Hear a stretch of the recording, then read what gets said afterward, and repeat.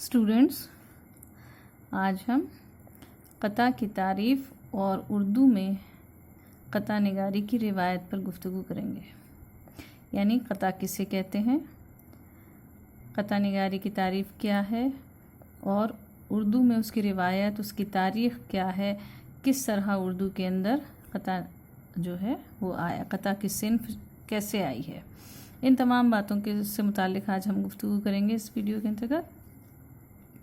دیکھو، قطع کا لغوی معنی کیا ہے. لغوی کہتے ہیں لغت کے اندر، یعنی ڈکشنری کے اندر اس کے کیا معنی ہیں.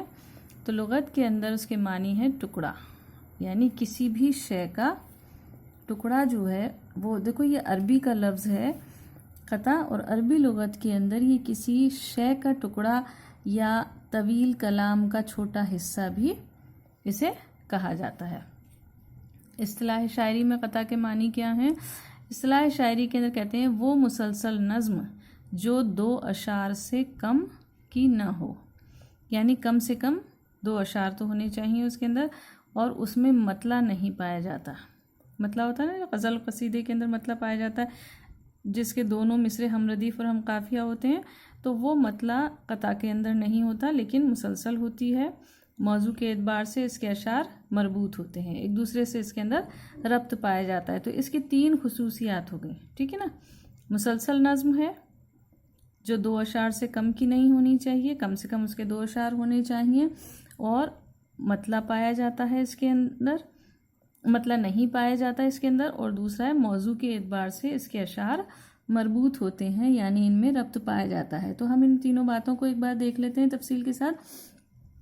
کیا کہہ رہے ہیں کہ وہ نظم ہے، وہ مسلسل نظم ہے جو کم سے کم 2 اشعار کی ہو. دیکھو، علماء نے اس کے اندر کم سے کم 2 اشعار ہونے چاہیے یہ تو ہے، یہ تو کہا ہے، لیکن اس کی جو تعداد کتنی ہونی چاہیے، زیادہ سے زیادہ کتنی تعداد ہونی چاہیے، اس کے لیے ان میں اختلاف پایا جاتا ہے. یعنی کوئی تو حد مقرر کرتا ہے اور کوئی اس کی حد مقرر نہیں کرتا کہ یہ شاعر کے جو ذہن کے اندر جیسے خیالات آتے ہیں مربوط، ان کا وہ اظہار کر دے کہ کتنے اشعار کے اندر وہ اپنے خیالات کا اظہار کرتا ہے. اس طرح سے اس کے اشعار کی جو ہے وہ تعداد مقرر ہو جاتی ہے. یعنی کوئی ایسی قید نہیں ہے کہ زیادہ سے زیادہ کتنے اشعار اس کے اندر ہونے چاہیے. دوسری بات یہ کہتے ہیں کہ یہ مسلسل نظم، اس میں مطلع نہیں پایا جاتا. مطلع دیکھو اس کو غزل اور قصیدے سے الگ کر دیتا ہے.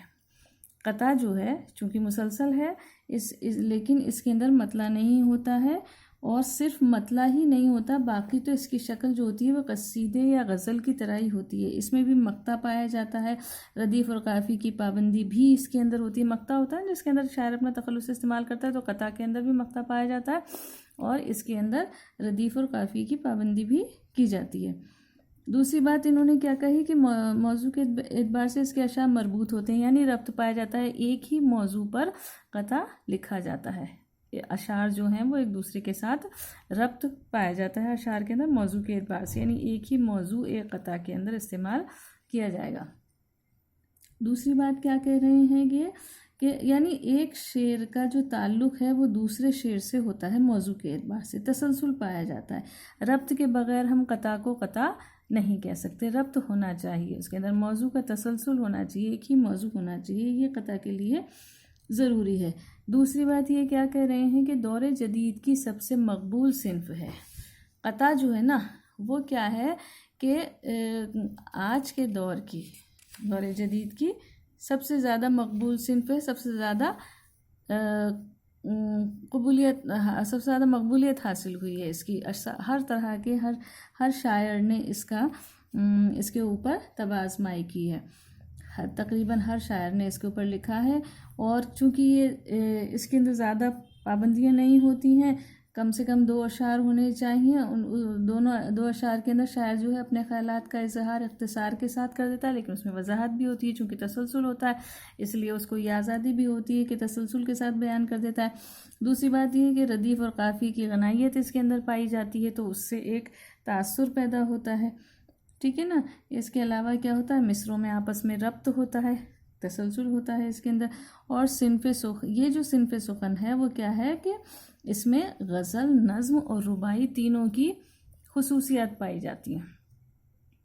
کیسے کہ غزل کا تغزل ہے اور نظم کا تسلسل بھی ہوتا ہے اور رباعی کی قطعیت بھی پائی جاتی ہے اس کے اندر. تو یہ تینوں جو اصناف ہیں ان کی خوبیاں اس کے اندر غزل کے اندر موجود ہوتی ہیں. اس لیے یہ اتنی زیادہ مقبول ہوئی ہے کہ دور جدید کے تمام جو شاعر ہیں انہوں نے اس کے اوپر طبع آزمائی کی ہے کہ ہر ایک شاعر نے قطع لکھا ہے. تو پہلے زمانے کے اندر تو کیا ہوتا تھا کہ قطع جو تھا وہ صرف غزل کا اور قصیدے کا ہی حصہ تھا، لیکن پھر بعد میں یہ جو ہے الگ سے ایک انفرادی صورت کے اندر لکھا جانے لگا. یعنی یہ ہے کہ اس کو ایک الگ صنف کی حیثیت سے اس کا استعمال کیا جانے لگا جو کہ الگ سے لکھی جاتی تھی. اب ہم کیا دیکھتے ہیں کہ قطع کے لیے موضوع کی کوئی قید نہیں ہوتی، یعنی کسی بھی طرح کا موضوع شاعر جو ہے وہ استعمال کر سکتا ہے اس کے قطع کے لیے. کوئی بھی طرح کا زندگی کا کوئی مسئلہ پیش کیا جا سکتا ہے، کوئی بھی معاملات کا اظہار کیا جا سکتا ہے زندگی کے، یا پھر فلسفہ بیان کیا جا سکتا ہے زندگی کا. جیسا شاعر کا مزاج ہے، جیسی شاعر کا میلان ہے، وہ اس حساب سے اس کے اندر موضوع کا استعمال کرتا ہے. کس کے اندر؟ قطع کے اندر. ہر شاعر جو ہے اپنے مزاج کے اعتبار سے قطعات لکھتا ہے. ٹھیک ہے نا. اور دوسری بات یہ کہتے ہیں کہ یہ جو ہے ہم اس سے شاعر کے مزاج کے اعتبار سے دیکھتے ہیں تو دیکھ لیجئے جیسے غالب ہیں. غالب کیا ہے؟ غالب نے فلسفہ زندگی کو بیان کیا اپنی غزلوں کے اندر. اسی وجہ سے ہم انہیں کیا ہے پہلے ایسے شاعر تھے جنہوں نے حکیمانہ رنگ داخل کیا غزل کے اندر، تو ہم انہیں کیا کہتے ہیں؟ ان سے جدید غزل کا آغاز مانتے ہیں. تو انہوں نے جو قطعات لکھی ہیں ان کے اندر بھی زندگی کا فلسفہ انہوں نے بیان کیا. ان کا مشہور قطعہ کون سا ہے؟ رہیے اب ایسی جگہ چل کے جہاں کوئی نہ ہو. رہیے اب ایسی جگہ چل کے جہاں کوئی نہ ہو، ہم سخن کوئی نہ ہو اور ہم زباں کوئی نہ ہو. پڑھیے گر بیمار تو کوئی نہ ہو تیماردار. پڑھیے گر بیمار تو کوئی نہ ہو تیماردار، اور گر مر جائیے تو نوحہ خواں کوئی نہ ہو. تو یہ جو آخری دور کے اندر ان کی زندگی کے اندر جو مایوسی پیدا ہو گئی تھی دلی کے اجڑنے سے اور ان کے دوستوں اور احباب کے بچھڑنے سے، تو اس مایوسی کا اظہار جو ان کی زندگی کے اندر ان کے دل و دماغ پر چھا گیا تھا، اس کا اظہار اس قطعہ کے اندر نظر آتا ہے. لیکن کیا ہے؟ زندگی کا ایک فلسفہ ہے. ٹھیک ہے. اس کے اندر تو یہ کیا ہوتا ہے؟ شاعر کے مزاج کے اعتبار سے قطعات جو ہیں وہ اس کے اندر موضوع ہمیں نظر آتے ہیں. مثلا اختر انصاری ہیں. اختر انصاری کے عام طور پہ قطعات کے اندر رات کا ذکر ضرور ہوتا ہے.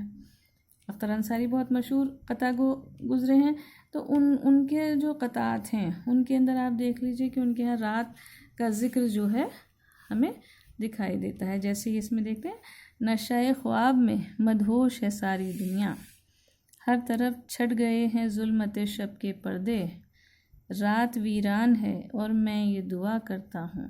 رات ویران ہے اور میں یہ دعا کرتا ہوں، میرے دل میں جو خلا ہے اسے کوئی بھر دے. تو یہ کیا ہوتا ہے کہ ہم کیا دیکھ رہے ہیں کہ شاعر جو ہے وہ جس مزاج کا ہے، جس میلان کا ہے، اس کا اظہار وہ اس کے قطعات کے اندر ہمیں نظر آتا ہے. تو یہ ان کے ذریعے بھی ہم اس کو سمجھ سکتے ہیں. یا پھر یہ دیکھ لو، ایک ہے اکبر الہ آبادی. اکبر الہ آبادی بھی بہت اچھے قطع نگار گزرے ہیں. اکبر الہ آبادی طنزی اور مزاحیہ شاعر تھے، ہم نے دیکھا تھا نا. تو ان کی شاعری کے اندر کیا ہے کہ مشرقیت یا روحانیت سے ان کا لگاؤ، مشرقی قدروں سے ان کا لگاؤ، ان کا ایک مخصوص طرز حیات ہے. ایک مخصوص طرز حیات کو وہ پسند کرتے ہیں اور اس کا اظہار ان کی شاعری کے اندر نظر آتا ہے. تو یہ چیزیں جو ہیں وہ ہمیں قطعات میں بھی ان کے دکھائی دیتی ہیں کہ انہوں نے اپنے قطعات کے اندر اس کا ذکر کیا. مثلا ان کا جو مشہور قطع ہے سید سے آج حضرت واعظ نے یہ کہا، اس کے اندر بھی ان کا یہ دیکھا جس میں انہوں نے دو شخصیتوں کے درمیان مکالمہ بتایا ہے۔ مطلب قطع کے اندر ایک شخصیت جو ہے وہ تو مشرقی قدروں کی دل دادہ ہے، جو اور دوسری شخصیت کیسی ہے جو کہ مطلب حضرت وہ جو سید جو ہیں وہ تو مشرقی قدروں کے دل دادہ ہیں، مشرقی طرز حیات کو پسند کرتے ہیں، اور حضرت واعظ جو ہیں وہ خالص مشرقی انداز فکر کے مالک ہیں۔ تو ان دونوں کے درمیان جو ہے شاعر نے یا اکبر الہ آبادی نے ایک مکالمہ پیش کیا، تو یہ ان کی شخصیت کا جو حصہ ہے، ان کے مزاج کا، ان کے طرز فکر کا جو حصہ ہے وہ ان کے قطعات کے اندر بھی، ان کی شاعری کے ساتھ ساتھ ان کے قطعات کے اندر بھی دیکھنے کو ملتا ہے۔ یا پھر میر کا مشہور قطعہ دیکھ لیجئے، کیا بود و باش پوچھو ہو پورب کے ساکنوں، ہم کو غریب جان کے ہنس ہنس پکار کے، دلی جو ایک شہر تھا عالم میں انتخاب، دلی جو ایک شہر تھا عالم میں انتخاب، بستے تھے منتخب ہی جہاں روزگار کے۔ کس کی ذکر کر رہے ہیں؟ دہلی کا ذکر کر رہے ہیں کہ بستے تھے منتخب ہی جہاں روزگار کے، اس کو فلک نے لوٹ کے ویران کر دیا، ہم رہنے والے ہیں اسی اجڑے دیار کے۔ دیکھو یہ جو شعر ہے، یہ جو قطع ہے، یہ قطع میر کے اس درد کو بیان کر رہا ہے جو دلی کے اجڑنے کا درد ہے، دلی کے اجڑنے کی وجہ سے ان کے دل کے اندر، ان کے ذہن کے اوپر جو اثر ہوا ہے، جو درد ان کے دل میں تھا، اس بات کا اظہار ان کے اس میں قطع میں نظر آتا ہے۔ اور ان کی زندگی کا ایک اہم واقعہ ہے یہ، جب وہ لکھنؤ گئے تھے، اور لکھنؤ کے اندر ان کا، چونکہ وہ دہلی سے ان کا لکھنؤ جو ہے وہ دلی اور لکھنؤ کے اندر جو فرق ہے طرز حیات کے اندر، طرز فکر کے اندر، طرز رہائش کے اندر، لباس کے اندر، ہر چیز میں جو فرق تھا، اس کی وجہ سے میر کو تھوڑا سا وہاں پر ہنسی کا نشانہ بنایا گیا۔ تو اس بات کا اظہار وہ اس میں جو مشاعرہ ہوا وہاں پر، اس کے اندر انہوں نے اس بات کا فوراً ہاتھوں ہاتھ قطع لکھ کر کے انہوں نے اس کا اظہار کیا کہ ہم کہاں کے رہنے والے ہیں؟ دہلی کے رہنے والے ہیں، جو کہ اب اجڑ چکی ہے۔ تو یہ جو ہے مطلب یہ ہے کہ انسان یا شاعر جو ہے وہ اپنی زندگی کے واقعات کا اظہار کر سکتا ہے، کسی بھی موضوع کا اظہار کر سکتا ہے، کسی بھی طرح کے واقعے کا، کسی بھی طرح کے مسئلے کا اظہار کر سکتا ہے۔ قطع کی اہمیت کیا ہوتی ہے؟ اس کے موضوع سے ہوتی ہے۔ کیوں ہوتی ہے؟ کیونکہ قطع جو ہے وہ اس کے موضوع سے وابستگی ہی ہوتی ہے قطع کے اندر۔ تو جس طرح کا موضوع ہوگا، قطع کی اہمیت اس کے موضوع کے ہی اعتبار سے ہوگی، کیونکہ اس میں کیا ہوتا ہے کہ شاعر جو ہے وہ مختلف طرح کے موضوعات کا استعمال کرتا ہے۔ تو اس طرح کیا ہوتا ہے کہ اس کی اہمیت جو ہے وہ اس کے موضوعات کے اعتبار سے ہی ہوتی ہے۔ بہت زیادہ مطلب یہ ہے کہ ہر اہل قلم جو ہے وہ اپنے اعتبار سے اس کا اظہار کرتا ہے، اپنے مزاج اور میلان کے اعتبار سے۔ اردو میں قطع نگاری کی روایت کیا؟ ایک طویل روایت رہی ہے اردو میں قطع نگاری کی۔ پہلے تو کیا ہوتا تھا کہ غزل اور قصیدے کا ایک حصہ ہوتا تھا قطع، لیکن پھر دھیرے دھیرے کیا ہوا کہ یہ ایک الگ انفرادی طور پر اس کا استعمال کیا جانے لگا، ایک منفرد ایک صنف سخن کے طور پر اس کو الگ سے لکھا جانے لگا، اور اس کی مقبولیت جو تھی وہ اتنی بڑھی کہ تقریباً ہر شاعر جو ہے وہ اس نے اس پر طبع آزمائی کی ہے۔ ہر ایک نے اپنے قلم اٹھایا اور اپنے مزاج کے اعتبار سے موضوعات کو اس میں پیش کیا ہے۔ حالانکہ غزل و قصیدے کا ایک حصہ تھا پہلے یہ، لیکن دھیرے دھیرے کیا ہے ایک مستحکم اور توانا تخلیق کی صورت میں سامنے آ گیا، اور آج شاعروں کی کوشش یہ ہے کہ سبھی جو ہیں وہ اس پر قلم اٹھاتے ہیں۔ ربائی کی ہم پلہ ایک صنف بن گئی ہے۔ یہ ایک اہم قطع شاعر کون سے ہیں؟ حالی ہیں، جوش ہیں، اقبال ہیں، فراق ہیں، اکبر الہ آبادی ہیں، اختر انصاری وغیرہ۔ یہ لوگ جو تھے انہوں نے بہت اچھے قطعات لکھے ہیں، تو مقبول ہوئے ہیں۔ یہ وہ شاعر ہیں جنہوں نے اچھے قطعات لکھے ہیں اور اردو کے اندر کافی مقبول ہوئے ہیں۔ تو قطع جو ہے وہ ایک ایسی صنف سخن ہے جو ابتدا کے اندر غزل اور قصیدے کا ایک حصہ تھی، اس کے درمیان میں لکھا جاتا تھا، اور قطع بند اشعار ہوتے تھے جس کے آگے قاف لکھ دیا جاتا تھا، تو اس سے ہمیں اندازہ ہو جاتا تھا کہ یہ قطع بند اشعار ہیں. لیکن پھر دھیرے دھیرے کیا ہوا، ان کو الگ کر کے ایک مستقل صنف کی حیثیت سے شاعر جو ہیں وہ اسے استعمال کرنے لگے، اور اپنے مزاج کے اعتبار سے اس کے اندر اس کے موضوعات کو پیش کرنے لگے. کوئی موضوع کی قید نہیں ہوتی ہے، اشعار کی بھی تعداد کی کوئی قید نہیں ہے، صرف یہ ہے کہ 2 اشعار سے کم نہیں ہونا چاہیے. تسلسل ہونا چاہیے، تسلسل کے بغیر قطع نہیں ہوتا ہے.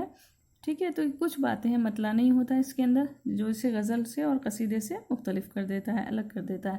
تو یہ چیزیں ہیں جو کچھ اصول ہیں اس کے قطع کی صنف کے.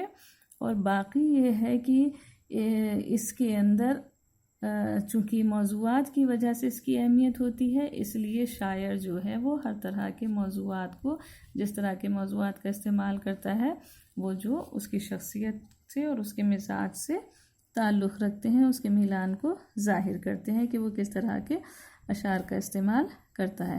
تو آج ہم نے قطع نگاری سے متعلق گفتگو کی ہے، قطع نگاری کو سمجھنے کی کوشش کی ہے کہ قطع کسے کہتے ہیں، اور اردو کے اندر قطع نگاری کی روایت کیا ہے. یعنی یہ ہے کہ کہاں سے، کیسے، کس طرح یہ مقبولیت کے زینے چڑھی ہے.